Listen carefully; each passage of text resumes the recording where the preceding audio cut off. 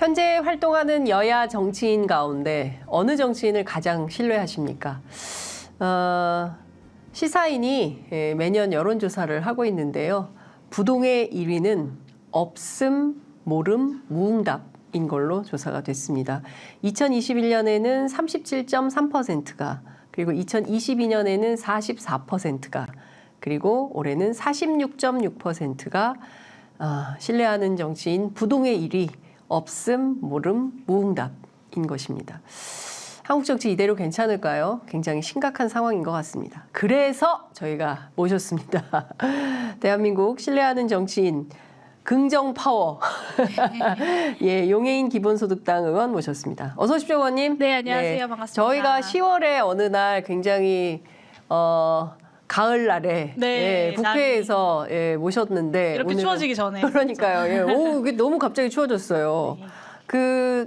우리 시청자분들께서 용해인 왜 안 부르냐 막 이런 원성이 굉장히 자자했거든요. 저희 시청자분들께 뜨거운 연대 인사 한 말씀 부탁드리겠습니다. 네, 아유 너무 오랜만에 인사드립니다. 네. 너무 뵙고 싶었고요. 저는 기본소득당 상임대표 용해인입니다. 오늘 불러주셔가지고 감사드리고 좀 이런저런 이야기들 많이 나눌 수 있으면 좋겠습니다. 네, 뭐 하실 얘기가 많으실 것 같습니다. 네. 뭐 요새 뭐 흉흉한 소문도 돌고 있고 해서 하나하나 좀 여쭤보겠습니다.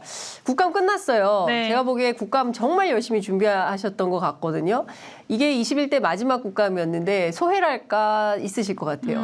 네, 이제 말씀하신 대로 21대 국회 마지막 국감이기도 했고 사실 작년 국감은 정부랑 여당이 반은 문재인 정부가 했다라고 이제 변명할 수 있는 국감이었다면 올해는 이제 오롯이 윤석열 정부의 1년에 대한 국정감사를 하는 좀 의미 있는 시간이었다고 생각합니다. 그런데 전반적으로 이제 국정감사가 그렇게 밀도 깊게 진행되지는 못했던 것 같고 사실 오송 참사도 그렇고 뭐 잼버리 파행도 그렇고 제가 일하는 상임위에서도 좀 심도 깊게 다뤄야 할 내용들이 굉장히 많은데 이번 국감에서 많은 국민들이나 또 피해자분들이 이제 관심을 갖고 지켜보셨던 그 기대만큼은 이제 해내지 못한 것 같아서 좀 아쉬운 마음도 듭니다. 그래서 근데 저의 국감을 좀 개인적으로 돌이켜 보면 좀 저희들끼리는 이제 재난 국감이었다 이런 총평을 좀 했는데요. 좀 대한민국 재난안전 대응의 현주소를 좀 돌아보기 위한 국정감사를 준비했고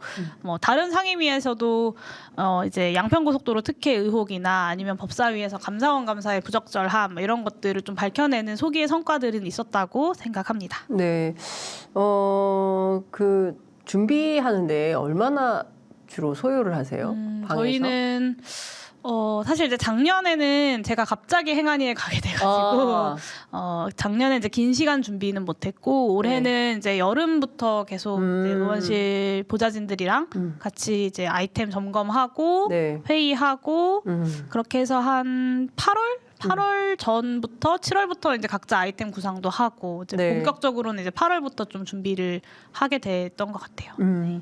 그러면 최소한 뭐 한두 달, 두세 달 정도 준비를 하신 건데 보좌진들도 굉장히 힘드셨을 것 같다는 생각이 좀 들어요. 왜냐하면 용해인 의원실발 보도자료가 엄청 많이 나와 있어서 기자들이 인용 보도도 굉장히 많이 했던 것 같습니다. 그 결과로 이제 신뢰할 수 있는 정치인 이렇게 꼽힌 게 아닌가 싶은데요. 이 조사 결과 보고 좀 어떠셨어요? 네, 신뢰할 수 있는 제가 최근에 이제 신뢰할 수 있는 정치인 조사도 그렇고 이게 가장 의미 있다고 생각하는 건 주관식이라는 점이 정말 좀 영광스러운 국민들의 평가라고 생각해요. 그러니까 여러 가지 보기 중에 그냥 하나를 1, 2, 3, 4, 5 중에 누르는 것이 아니라 용해인이라는 이름을 기억해 주시고 그 이름을 직접 얘기해 주셨다는 결과여서 좀 더 뜻깊은 것 같습니다. 그러니까요. 근데 뭐 앞서 지금 이제 끝나고 가신 김창수 비서관도 고등학교 동창들 모이면서 누가 요새 제일 잘하냐 용해인 그리고 또 누굽니까 김병주 의원께서도 민주당에서 주목하는 영입 1순위다 이렇게 또 말씀을 좀 해주셨는데 민주당 가십니까? 네. 갑자기 훅 돌았어요. 네, 기본소득당이 가지고 있는 선거의 원칙이 있고요. 그 기본소득 실현이라는 목표를 이루기 위해서 무엇을 해야 하는가 사실 이제 내부적으로 여러 가지 의견들도 있고 고민들도 많은데요. 지금은 이제 기본소득을 지지하는 후보들이 다양한 정당에서 다음 총선에 많이 국회에 들어갈 수 있는가, 그리고 거기에서 기본소득당의 후보들은 얼마나 국회에 진출해서 22대 국회에서 이제 기본소득당의 의정 활동이 더 넓어질 수 있는가. 네. 그래서 22대 국회가 이 윤석열 정부의 퇴행을 얼마나 잘 막아낼 수 있는가.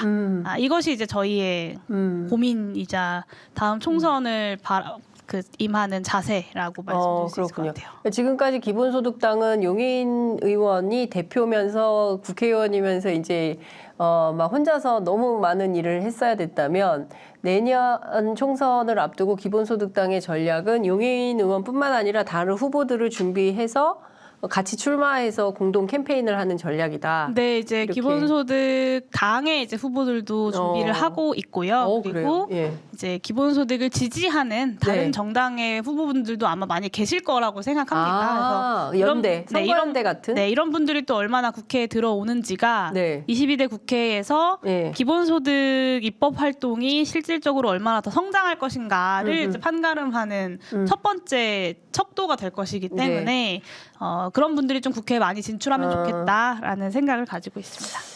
저 단도직입적으로 좀 여쭤볼게요. 최근에 하도 뭐 이러저러한 얘기가 많이 나와서 일단 광주 출마. 네. 광주 출마설이 계속 나오는데 광주에서 출마하시는 겁니까?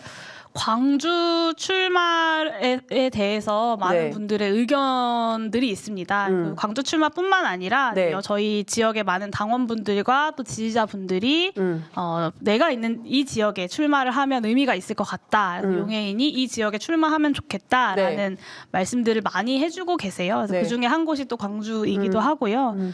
실제로 그래서 어떤 지역에 혹은 어떤 방식으로 출마할 건지는 이제 많이 좀 고민을 시작한 상황입니다. 사실 국정감사 기간에도 이런 고민을 했었어야 하는데 네. 저희가 이제 의원이 하나다 보니 국정감사에 집중을 하느라 국정감사 기간 동안에 총선 논의를 많이 진행시키진 못했어요. 네. 그래서 국감 끝나고 이제 지난 주말부터 좀 당내 논의를 시작한 상황이고요. 네. 여기에 따라서 아까 말씀드린 그 몇 네. 가지의 원칙들 혹은 자세를 기본으로 해서 이제 네. 당내 논의를 진전시키고 있는 상황입니다. 네.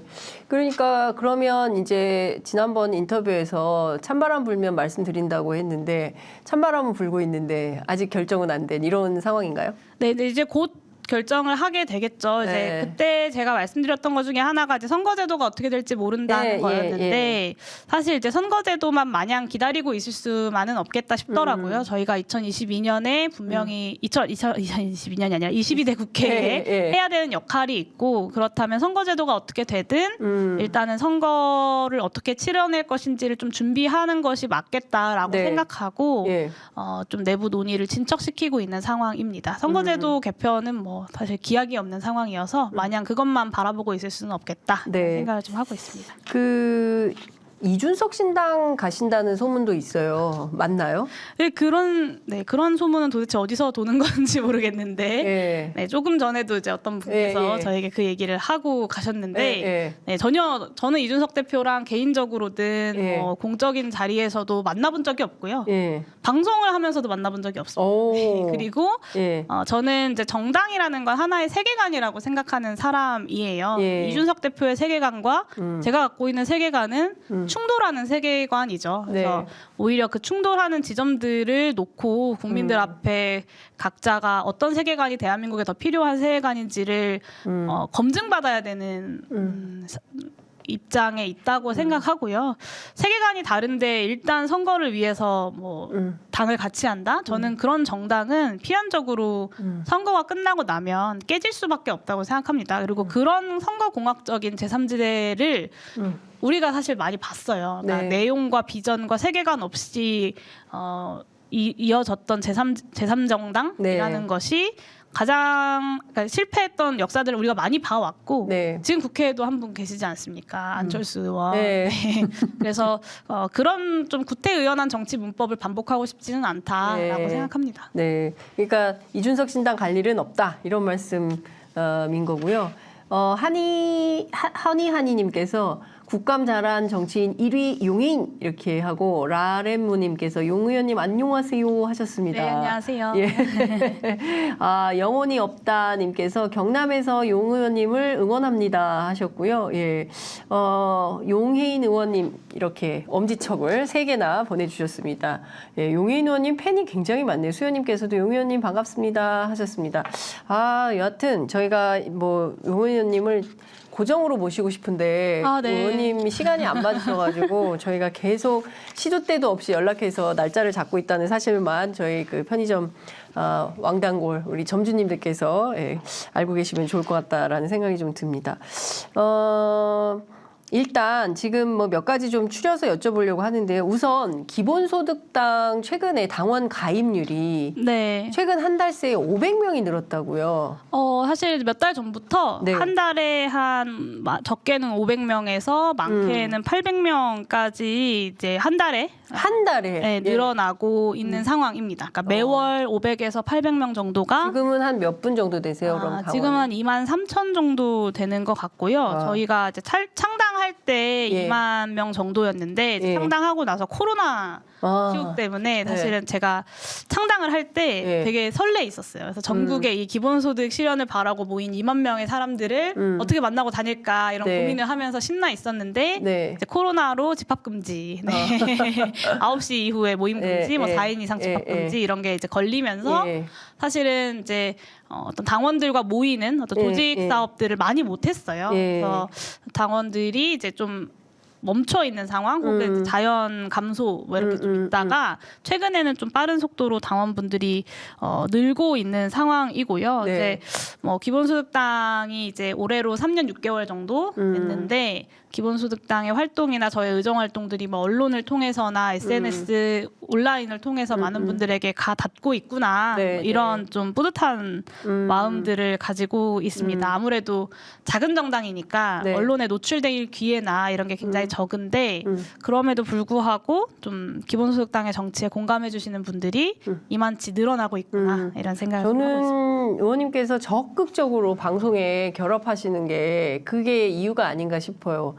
방송을 일주일에 몇 개를 하십니까? 근데 생각보다 그렇게 많지는 않은데요. 그래요? 근데 이렇게 인상적이어서 그런가? 이제 고정 방송은 원래 매주는 2개, 격주는 하나 이렇게 있고 그 외에 이제 일회성으로 들어오는 방송들을 이제 저희는 어쨌든 스피커가 작기 때문에 저희의 이야기를 전할 수 있는 곳이면 어디든 간다 이런 이제 자세로 하고 있어요. 그래서 유튜브 방송도 하고 최근에는 이제 제 채널에서 라이브 방송도 시작하고 그렇습니다. 근데 이제 어제 저녁에 이제 KBS에서 이제 그 주진우 라이브가 폐지 통보를 받았다고 하잖아요. 그래서 제가 고정 방송 하던 게 하나 사라지게 생겼습니다. 지금. 저도 갑자기 그 주진우 라이브 작가가 계속 전화가 오고 있어요.